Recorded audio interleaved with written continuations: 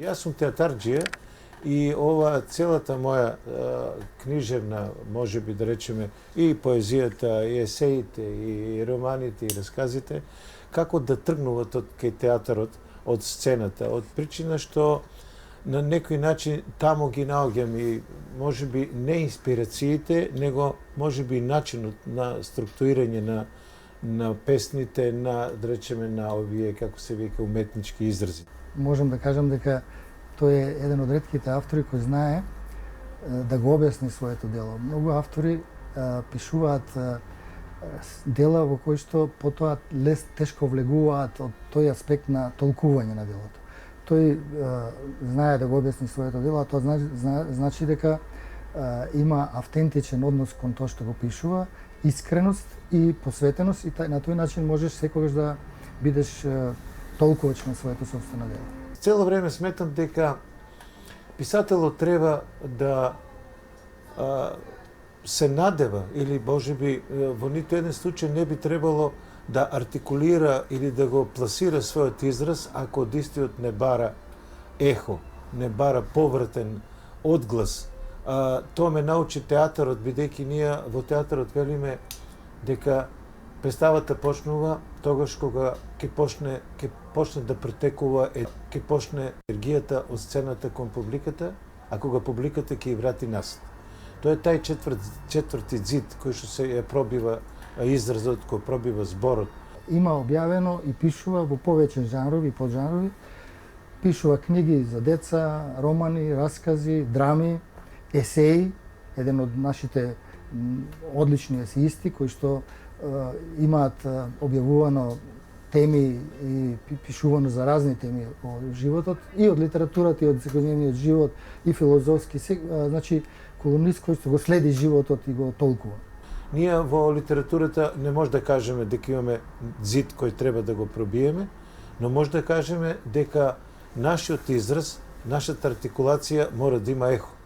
Има многу кои што не се држат до, да речеме, до еден таков принцип или можеби до еден таков метод на работа, да барат да се провикнат некаде кај што нешто ќе им се врати назад, и тоа дури го има и во светски рамки, па зборуваме за таквата уметност за себе, но мене ми е многу важно како ќе биде ехото. Дури понекогаш се трудам да бидам јас пократок и потивок, за да ехото биде погласно. Сестран автор кој што во секоја таа област може да создаде врвно дело кој што ќе биде истакнато и наградено и издвоено од општата продукција во тој период кога е наградено.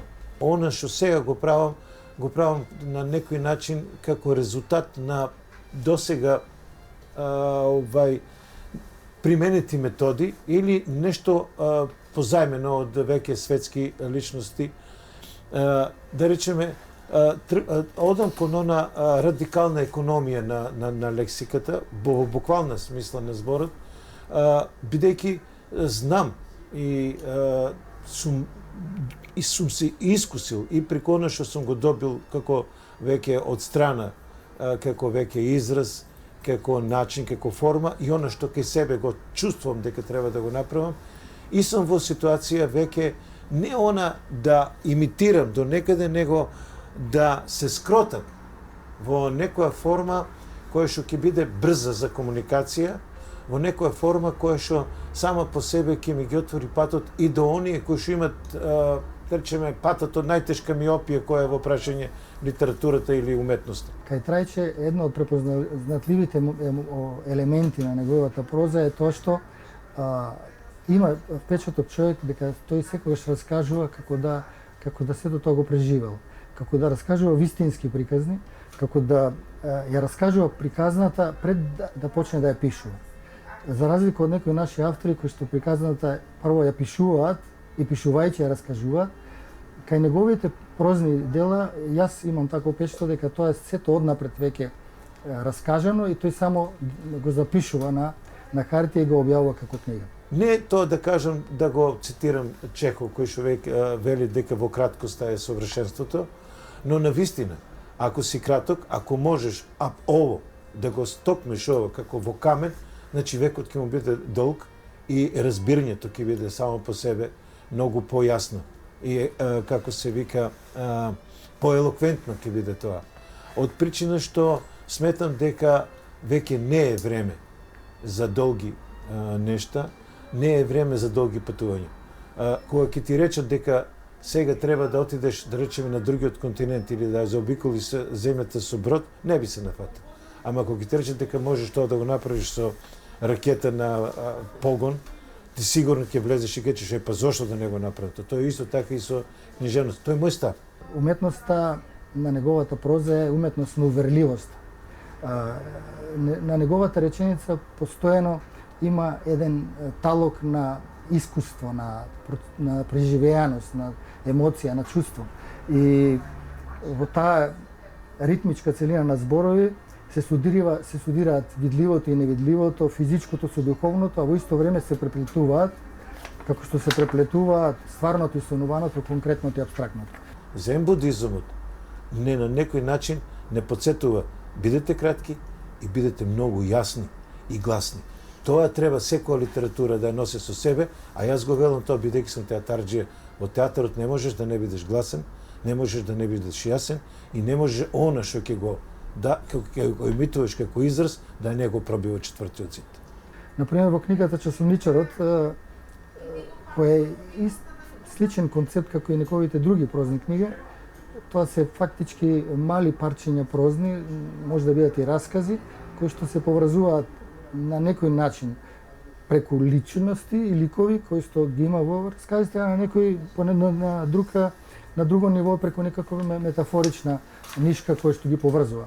Во Часовничарот тоа е времето, битката со времето, односот кон времето, што сме ние во времето, надвор од времето и така натаму, изворедно успешно напишана и компонирана книга која што дава еден од блесоците во неговото прозно твориште. Микеланџело кога го прашале, која е твојата најдобра фигура? Он вика таа што ја направи во снег. Зошто? Затоа што пролетта ќе ја растопи и нема што да зборува за мојата несовршеност. А на Дега, кога му рекле дека балерината ќе ја направат во гипс, тој се спротивставувал. Не сакам ништо да зборува за мојата несовршеност, што значи дека се е моја.